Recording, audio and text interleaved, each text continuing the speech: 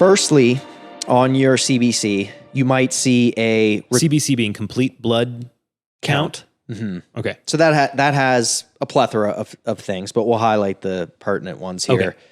You're typically going to see a reduction in red blood cell count, and I'm purposely being redundant there because that's kind of the foundation. Again, it makes intuitive sense. The less total number of red blood cells, the less amount of oxygen there is being moved around. You will then also see a decrease in hemoglobin. Okay. And so hemoglobin molecules, those are basically all over and make up the red blood cell. And that's truly what gives the red blood cells the oxygen carrying capabilities. Okay. So that's the big part. Essentially the red blood cells are just like these vessels that carry around hemoglobin, which carry around oxygen. And that's like that's their primary function. So like hemoglobin is like the Velcro that the oxygen molecule is stuck to. And the red blood cell is a Velcro covered car. It's like the inner tube traveling of it. Yeah, it's through like the bloodstream. Basically. Boy, and that that's metaphor fell apart quick. We'll give it to you. Thank you. And then looking at the makeup of that a little more granularly, heme molecules with iron attached. So basically heme molecules with iron attached, that's what makes up the hemoglobin. And that's where the oxygen molecules ultimately attach. Okay. So just to, expand upon your example there. That's all those iron components are also then very important. Got it. Which will, tie us into the iron deficiency a bit later. The other parts of the CBC that we'll look at, so that will help further explain the underlying cause, would be looking at reticulocytes. Okay. And so these are the red blood cells that are immature or not fully developed. So when red blood cells are being made from the bone marrow, reticulocytes are like a step along the process that you can actually measure. And so that'll be reflected on a CBC as a percentage. And so it's important to keep that in mind because if you are looking at somebody who had maybe an acute blood loss, there was a trauma, God forbid, the reticulocytes, because that's just looking at a step along the production in these red blood cells, they're typically not affected by blood loss. The reticulocytes are typically low if there's just a decrease in the production. So we go back to these causes. Got it. All right. So that's one, the mean corpuscular volume, or MCV. Okay. Sure, we've seen that before. You've seen that before. That refers to the red blood cell size or volume. Okay. And so I mentioned macro, micro, normocytic anemias, basically whether the cells are small, large, or normal. That matters in terms of, again, determining this cause. Typically, when looking at changes in the MCV, that's, again, more reflective of an issue with production of red blood cells. It's less affected by blood loss. If you have a situation where you're bleeding a lot, there's generally no reason that those cells would have increased in size or decreased in size. Yeah. Anemia of chronic kidney disease, that's a very common disease state with aging.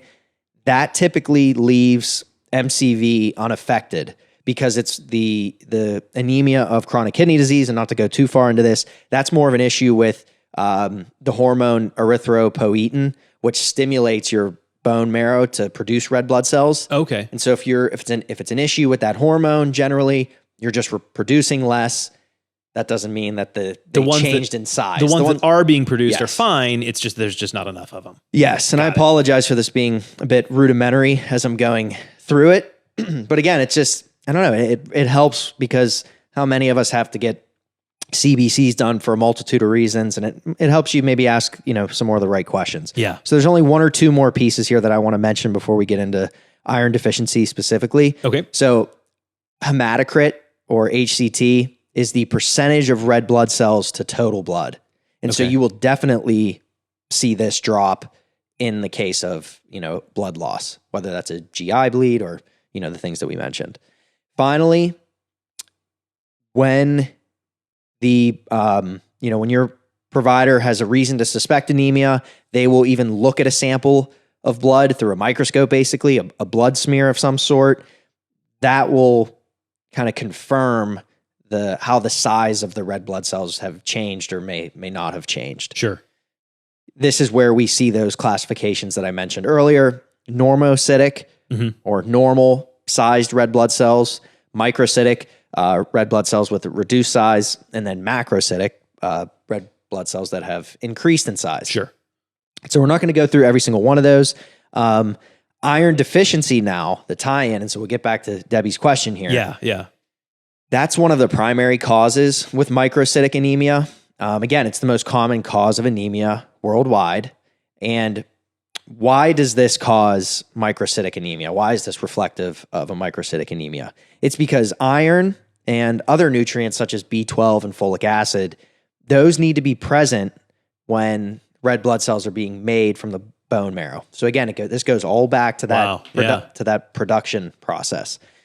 When those nutrients are missing or deficient in some way, eventually not enough hemoglobin is going to make it onto those red blood cells. Not enough because of, in this case, we'll say not enough iron. There's no real way that the normal amount of oxygen can bind to the iron and oxygen. It literally just can't carry enough for it to do its job properly. Yep. And so typically what happens, the less hemoglobin that makes it onto the red blood cells typically means that the size of the red blood cell is going to be diminished. Got it. That's primarily what they're made up of. And wow. Yeah, that was deep. Cool.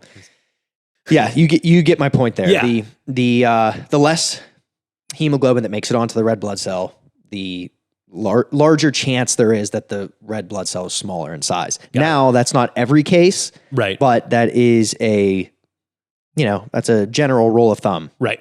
So also, when looking at iron deficiency anemia, it's also critical to look at serum ferritin. Okay. What's that? That is reflective of the iron stores. Just within the blood? Yes. Okay. So that, in addition to looking at hemoglobin, in addition to looking at red blood cell count, in addition to looking at all the other things we mentioned, when you're getting to the point that you might suspect an iron deficiency anemia, you need a more iron-specific metric, as in serum ferritin, to kind of confirm that you're going to be treating the right thing. Got it. All right. So again, there's normocytic, there's macrocytic. Those involve B12, folic acid, more things that I think maybe we come back to eventually.